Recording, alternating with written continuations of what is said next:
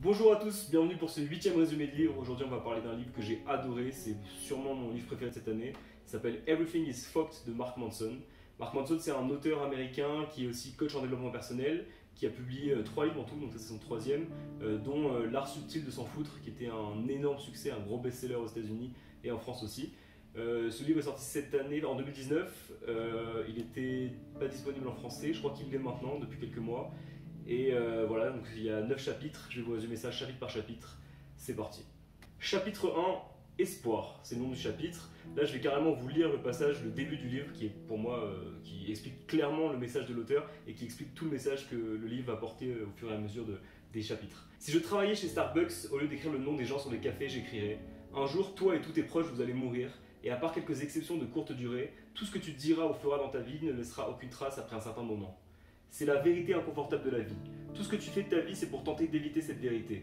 On est des poussières cosmiques sur un petit rocher bleu, on a imaginé notre propre importance, on s'invente un sens, mais on n'est rien du tout. Notre esprit a besoin d'espoir comme un poisson a besoin d'eau. L'espoir, c'est ce qui nous fait avancer au quotidien. Beaucoup de gens pensent que l'inverse du bonheur, c'est la tristesse ou la colère, mais c'est faux, car être triste, c'est encore avoir quelque chose à faire de la vie. Tu as toujours de l'espoir. L'inverse du bonheur, c'est l'absence d'espoir. Donc voilà, ça c'est le début du premier chapitre et ça explique tout le message de l'auteur. L'auteur qui est un grand stoïcien, un des plus grands stoïciens aujourd'hui, puisque c'est un des plus médiatisés.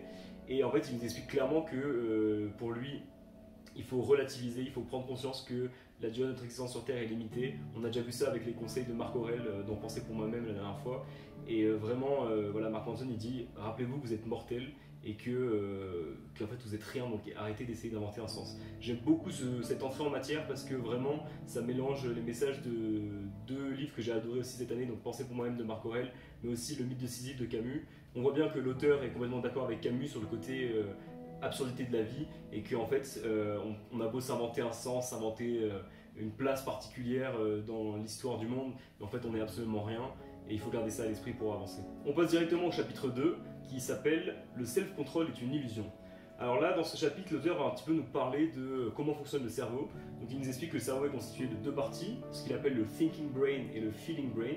Dans le thinking brain, c'est tout ce qui est objectif, factuel, et le feeling brain, c'est au contraire tout ce qui est subjectif, relatif, et qui s'apparente plutôt aux émotions. L'auteur nous dit directement qu'il faut utiliser ces deux parties de son cerveau et qu'il ne faut pas en privilégier une par rapport à l'autre. Et il nous dit que dans nos sociétés actuelles, on a aussi tendance à sous-estimer, à négliger plutôt les personnes qui font preuve de manque de self-control et à idéaliser au contraire celles qui arrivent à lutter contre leurs émotions. Et donc la conséquence du fait que dans nos sociétés, on a tendance à négliger le feeling brain, c'est qu'aujourd'hui, on se retrouve avec plein de gens qui sont incapables de contrôler leurs émotions, incapables de s'écouter, qui veulent absolument être rationnels, suivre un modèle qu'on leur a inculqué et sans vraiment se poser de questions sur ce que eux ressentent, etc. Et ils mettent complètement de leur côté leurs émotions. Pour revenir à ce côté espoir qu'on a vu dans le chapitre 1, l'auteur nous dit justement que le désespoir c'est le résultat d'un feeling brain, de notre partie de notre cerveau qui gère les émotions, qui a accepté des jugements mauvais sur lui-même, qui a ingurgité ça et qui s'est jamais remis en question parce qu'on essaie de tasser nos émotions sans les écouter. Et donc en fait c'est comme ça qu'on arrive à sentir un gros sentiment de désespoir sans savoir réellement pourquoi. Et l'auteur nous dit bien qu'en fait on a beau penser que notre thinking brain est celui qui dirige un petit peu le bateau, en fait c'est notre feeling brain qui fait vraiment qui nous pousse à prendre des décisions, et que même si on s'en rend pas compte, c'est vraiment nos émotions qui nous guident, c'est nos émotions qui nous poussent à faire des actions, et c'est pour ça que parfois on fait des trucs et on se dit a posteriori mais pourquoi j'ai fait ça, c'était con. Chapitre 3, les lois de Newton des émotions. Donc là, l'auteur imagine un univers parallèle dans lequel Newton serait non pas intéressé au monde extérieur, mais au monde intérieur. Là, on a un peu parlé des émotions, du feeling brain et du thinking brain, et l'auteur va nous expliquer un peu comment fonctionnent ces émotions, comment apprendre à contrôler ses émotions et comment apprendre à comprendre son feeling brain. Dans cet univers fictif, Newton aurait donc trouvé 3 nouvelles lois. La première loi serait: pour chaque action, il y a une réaction opposée d'égale intensité. Ça, en gros, ça décrit nos réactions immédiates quand quelque chose nous arrive. Lorsqu'on se prend un coup de poing dans la figure, l'auteur nous explique qu'on a plein d'émotions négatives en nous, et souvent on va réagir de manière impulsive, et on fait des faux jugements. Si on ne règle pas ça directement, c'est-à-dire que si on ne répond pas directement à cette attaque, on va l'intérioriser et on va la garder en nous. Alors on va la garder comment non pas, bon, bien sûr on aura un petit bleu pendant un moment, mais surtout on va avoir des conséquences psychologiques, parce qu'on va se prendre un coup de poing dans la gueule et se dire waouh, si tu te défends pas après avoir pris un coup de poing dans la gueule, ton cerveau va se dire en fait peut-être que je mérite ce coup de poing là.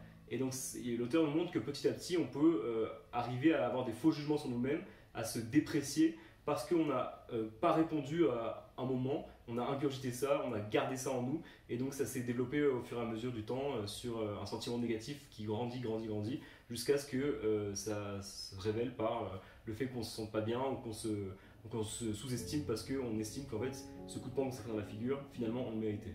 Deuxième loi, notre estime de nous-mêmes est égale à la somme de nos émotions au cours du temps. Donc cette loi, elle met en avant l'importance de ce qu'on se dit sur nous-mêmes et de comment on se voit. Ça revient un petit peu en lien avec la première loi, mais en gros, là, lorsque la vie est compliquée avec nous, on va avoir tendance à se dire qu'on mérite ça, qu'on n'a vraiment pas de chance, etc., mais qu'on mérite cette horreur. A l'inverse, quand quelqu'un réussit énormément, il va avoir tendance à se dire qu'en fait, il mérite ça aussi, et il va avoir tendance à se dire qu'il est génial, etc. Et donc on voit que ça marche dans les deux sens, mais c'est vraiment toutes les émotions qu'on va ressentir progressivement dans notre vie. En fait, on est nous-mêmes la somme de nos émotions au cours du temps. Troisième loi, ton identité restera ton identité jusqu'à ce qu'une nouvelle expérience la change. Donc ça reste un petit peu aussi en lien avec la deuxième loi qui dit qu'on est la somme de nos émotions. Et en fait, l'auteur nous explique qu'il y a des espèces de game changers, des espèces de grosses expériences qui vont parfois chambouler la vision qu'on a sur nous-mêmes. L'auteur nous explique aussi qu'on va développer des valeurs qui seront propres à chacun et que ces valeurs, c'est pas seulement une collection de sentiments comme notre identité, mais c'est aussi des histoires, des récits qu'on va se raconter. Et souvent, on va enjoliver un petit peu les événements qu'on a vécus pour garder que ce qu'on veut garder de cette histoire-là. Et une fois qu'on a construit ces récits dans notre esprit, on s'y accroche de toutes nos forces, et plus on s'accroche à certaines valeurs, plus elles deviennent fondamentales dans notre manière de nous voir et de voir le monde. Si ces valeurs et ces croyances sont utiles pour analyser le monde, il faut s'assurer qu'elles nous poussent vers le haut et non vers le bas, parce que l'auteur nous dit qu'on peut très vite se faire de fausses images de nous-mêmes ou du monde qui nous entoure, avoir des valeurs qui sont négatives, et ça peut nous tirer vers le bas. Donc il faut vraiment apprendre à chaque fois qu'il y a une expérience qui va chambouler notre manière de nous voir et notre manière de voir le monde, il faut se questionner sur est-ce que ça nous chamboule dans le bon sens, est-ce que c'est positif pour moi ou est-ce que ça va me tirer vers le bas. L'auteur nous explique aussi, toujours en restant un petit peu dans le vocabulaire de Newton, etc., qu'il y a un espèce d'effet de gravitation qui fait qu'on va attirer les gens qui ont les mêmes valeurs que nous et qu'on va au contraire rejeter ceux qui ont des valeurs différentes. Et donc en fait on va s'entourer de gens qui ont les mêmes valeurs que nous, donc ça va renforcer encore nos valeurs et ça va nous pousser à rester dans ce système de valeurs là. D'où l'importance également de s'entourer de gens qui ont des valeurs positives, et c'est pour ça que ça c'est dicton basique je sais plus ce que c'est le dicton, mais en gros on ressemble aux gens avec qui on traîne, quoi. Et donc c'est important de s'entourer de gens qui sont vraiment positifs pour nous, pour notre développement personnel. La bande, merci à vous. Chapitre 4, comment réaliser tous tes rêves. Donc là l'auteur a appelé ce chapitre comme ça, mais je vois pas pourquoi, parce qu'il ne parle vraiment pas de ça. Il parle des religions dans ce chapitre-là. Il nous explique qu'on fait tous face au vide à un certain moment dans notre vie. Et que, en fait, il en parlait dans le chapitre 1 en disant que ce qu'il appelle la vérité inconfortable, c'est-à-dire que, en fait, la vie n'a pas de sens, l'absence de sens dans la vie, on y fait tous face à un certain moment et on a tendance à oublier qu'on est plus vulnérable dans ces moments-là. Il nous explique que les religions, donc les religions c'est pas vraiment que au sens auquel on l'entend traditionnellement, les religions viennent nous embrigader à ce moment-là. Quand on a besoin d'espoir, quand on fait face à la vérité inconfortable, les religions viennent nous vendre de l'espoir, viennent nous apporter des réponses à des questions qu'on se pose, et donc on va avoir tendance à être un peu plus fragile et se laisser avoir par ces religions. L'auteur distingue 3 types de religions, donc c'est pas que les religions au sens auquel on l'entend. Tout d'abord, il y a les religions spirituelles, donc ça c'est vraiment les religions comme on l'entend. C'est des religions qui font la promesse d'un futur meilleur en dehors du monde réel. C'est le paradis, etc. Ces religions, elles se basent sur des éléments surnaturels et elles sont donc très compliquées, elles sont donc très puissantes parce qu'une fois que vous avez accepté des éléments surnaturels, ça va être très compliqué de vous faire changer d'avis. Quand tu acceptes de dire qu'il y a un mec qui est mort sur la croix et qui est ressuscité 3 jours après, évidemment, on va pouvoir t'apporter toutes les preuves du monde que tu te trompes et que c'est une histoire et que ça n'existe pas. T'as mis ton cerveau de côté, entre guillemets, en acceptant des trucs surnaturels. Donc c'est très compliqué de te faire changer d'avis. C'est pour ça que ces religions-là sont très puissantes. Deuxième type de religion, c'est les religions idéologiques. C'est un peu moins compliqué à installer dans l'esprit des gens, parce que ça ne se base pas sur des éléments surnaturels. Il y en a beaucoup plus. C'est tout ce qui finit par isme, communisme, capitalisme, féminisme, véganisme, ce que tu veux. Et eux aussi ils font des promesses d'un avenir meilleur, mais cette fois-ci dans le monde réel. Ces religions idéologiques sont un peu moins puissantes que les religions spirituelles, puisqu'elles promettent un avenir meilleur dans le monde réel. Et donc si on arrive à cocher tous les critères de cette religion idéologique, et que finalement on se rend compte qu'on fait toujours face à la vérité inconfortable, et que la vie n'a pas plus de sens, il y a une possibilité de désillusion qui fait qu'on risque de redevenir malheureux et de se rendre compte qu'on s'est juste battu pour un truc, mais que ça ne nous a pas apporté ce dont on avait vraiment besoin, un sens à notre vie. Le troisième type de religion, c'est ce que l'auteur appelle les religions interpersonnelles. Ça, c'est plus des religions, enfin, c'est pas vraiment une religion, c'est le fait de mettre ton espoir dans quelqu'un. Ça peut être dans une star, ça peut être dans un président, ça peut être dans un politicien, ça peut être aussi dans la femme ou l'homme de ta vie. Tu te reposes un peu trop sur cette personne-là, tu te dis que cette personne-là va t'apporter le bonheur dont tu as besoin, va t'apporter le sens de ta vie. Et donc là, pour le coup, c'est des religions, parce qu'il appelle ça des religions beaucoup plus fragiles, puisqu'il y a possibilité de désillusion très vite. Et il explique que tout le monde a des religions interpersonnelles, s'attache à mettre de l'espoir dans des personnes et que la déception peut arriver très rapidement, et donc c'est des religions qui ne sont pas très très puissantes. Ensuite, l'auteur va faire un truc qui est trop cool, il va donner 6 étapes pour expliquer comment créer une religion. Première étape, promettre de l'espoir aux gens désespérés. Donc ça, c'est la base des religions pour l'auteur. Les religions s'adressent aux faibles et aux pauvres qui veulent absolument sortir de leur vie actuelle.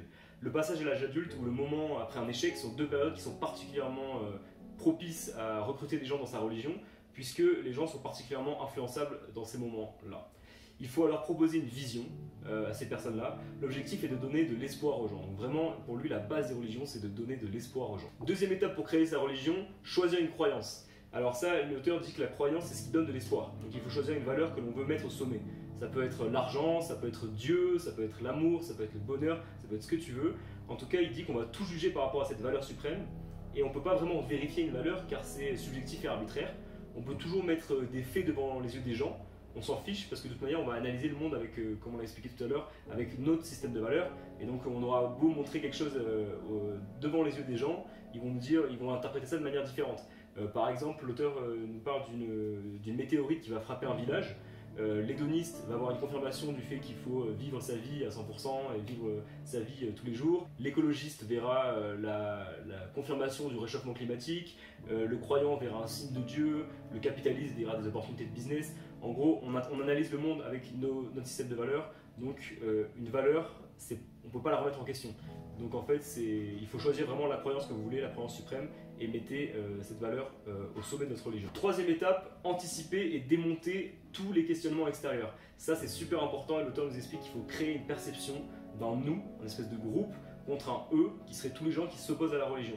Et il faut vraiment pas hésiter à être extrémiste dans son positionnement par rapport aux ennemis, entre guillemets, aux gens qui seront contre la religion. Il faut vraiment que si une personne critique la religion, elle bascule automatiquement dans le groupe des méchants, dans le groupe des gens qui sont contre la doctrine, contre la religion. Un exemple, si tu critiques une féministe, tu es sexiste. Il faut vraiment polariser le truc pour que la religion soit de plus en plus forte et que les gens aient un sentiment d'appartenance à une religion contre des ennemis qui voudraient battre cette religion parce que c'est la vérité.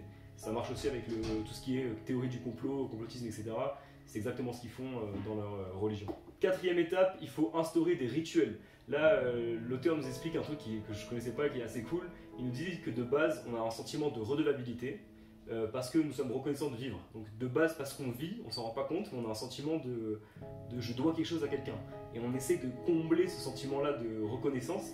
Et justement, l'auteur nous dit que si vous voulez créer votre religion, il faut jouer sur ce sentiment-là de redevabilité pour le faire venir dans votre religion. Il faut que les gens fassent des rites pour vous remercier la vie, entre guillemets, mais que ça soit orienté vers votre religion, votre doctrine. Cinquième étape, promettez le paradis et donnez l'enfer. L'auteur nous explique que les dirigeants ont intérêt à garder les foules perpétuellement satisfaites, parce que si les foules sont heureuses, il n'y a plus de raison de suivre un dirigeant. Et il faut donc promettre très très très gros pour que ça soit vraiment pas atteignable. Et les adeptes, il faut qu'ils restent insatisfaits perpétuellement. Et non seulement il faut faire ça, mais en plus il faut aller plus loin. Il faut qu'ils se sentent coupables de ne pas encore avoir atteint l'objectif. Donc il faut vraiment, ça me fait penser au marketing de réseau. Ce truc-là, c'est vraiment en mode, j'ai vu des gens matrixés par ce truc-là. Et quand ils ratent, quand ils perdent leur argent, etc., ils te disent, les dirigeants du truc arrivent à les brainwasher pour qu'ils aient l'impression que c'est leur faute parce qu'ils sont pas assez donnés, ils n'ont pas fait assez d'efforts dans le truc et que c'est eux les cons, c'est eux les coupables. Et dans les religions, il faut exactement faire ça, nous dit l'auteur.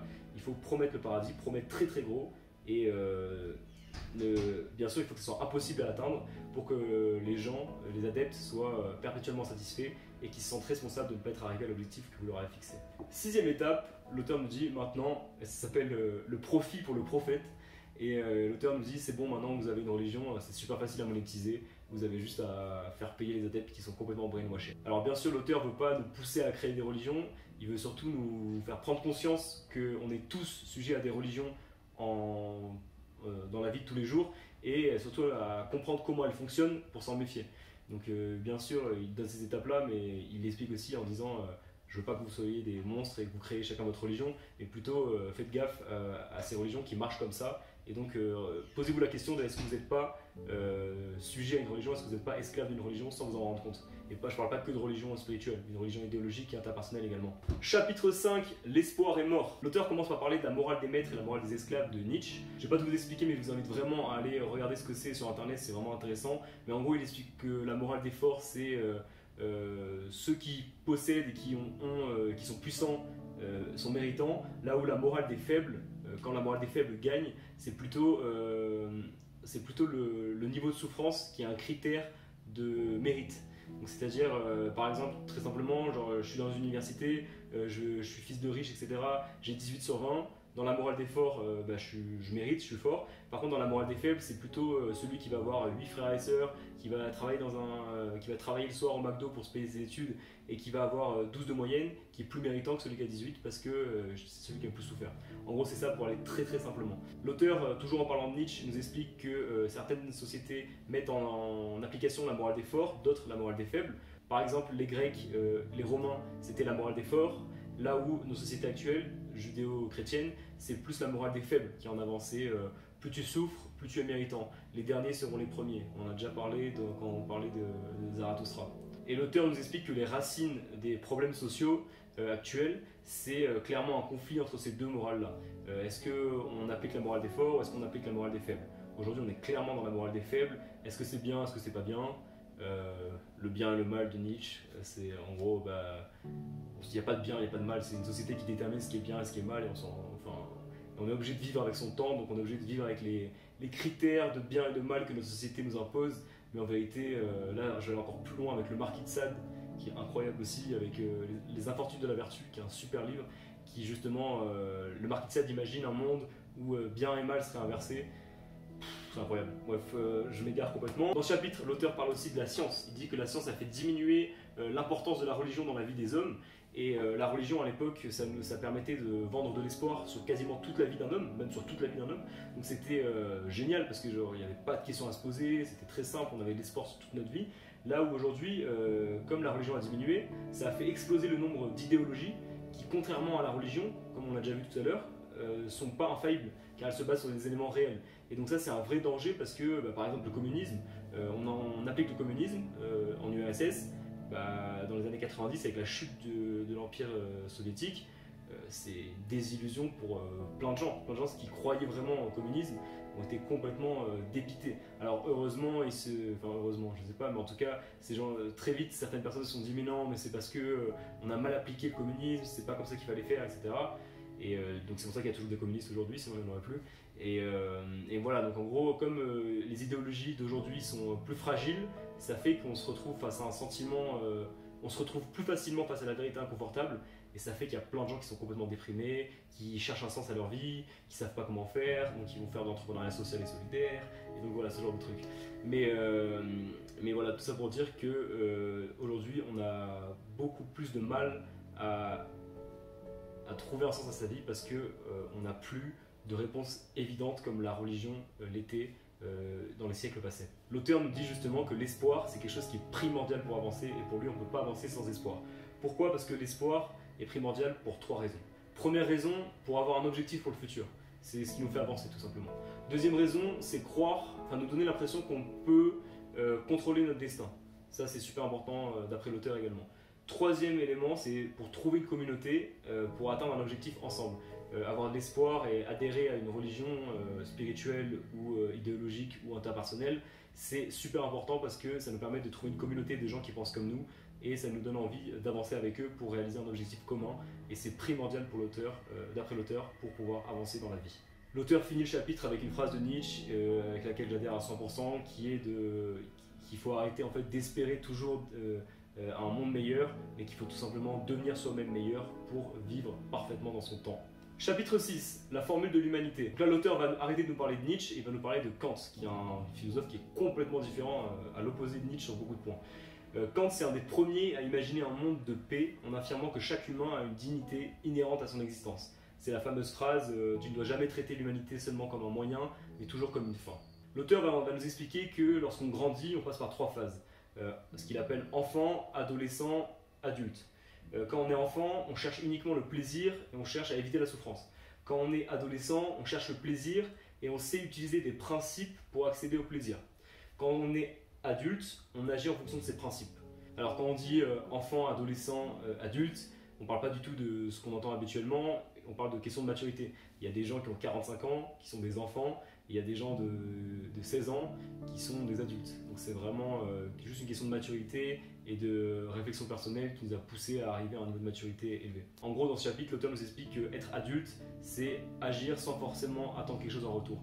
Et il nous dit en gros que si tous les humains agissaient comme ça, la planète irait bien mieux et qu'en fait, il y a beaucoup trop d'enfants dans le monde qui font que en fait, il y a trop de conflits entre les humains à cause de ça, à cause du fait qu'on cherche seulement notre plaisir et on cherche jamais et on attend tout le temps quelque chose en retour quand on fait une action.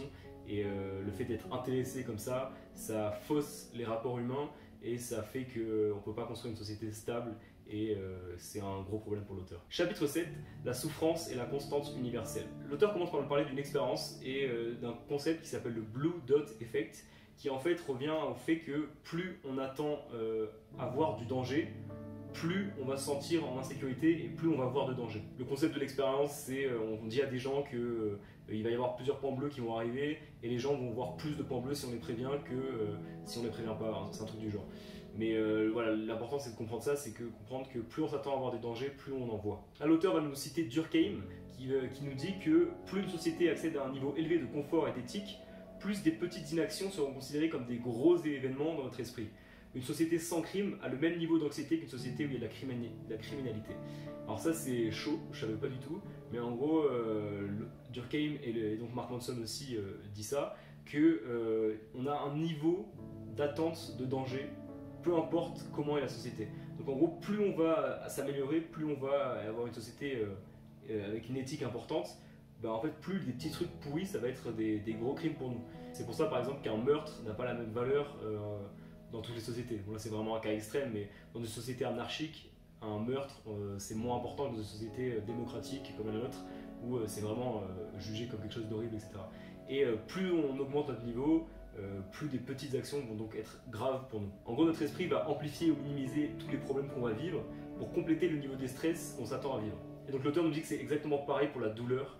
La douleur est toujours présente et c'est que notre perception de celle-ci qui va évoluer. Quand on parle de douleur, là on parle surtout de douleur face à la vérité inconfortable, à savoir l'absence de sens dans la vie. La poursuite du bonheur, c'est la valeur suprême, c'est le rêve que nous vendent nos sociétés actuelles. Et il faut être heureux et c'est le plus important dans la vie. Et ça, l'auteur nous explique que plus on augmente notre niveau de vie, et la science, durant ces 200 dernières années, nous a permis de considérablement améliorer notre niveau de vie, plus nos exigences pour être heureux vont être élevées également. Et donc finalement, ça va être de plus en plus compliqué d'être heureux. Il y a 200 ans, tu avais à manger, tu avais une maison, tu étais très content. Aujourd'hui, tu es dégoûté parce qu'il n'y a pas assez de films sur Netflix.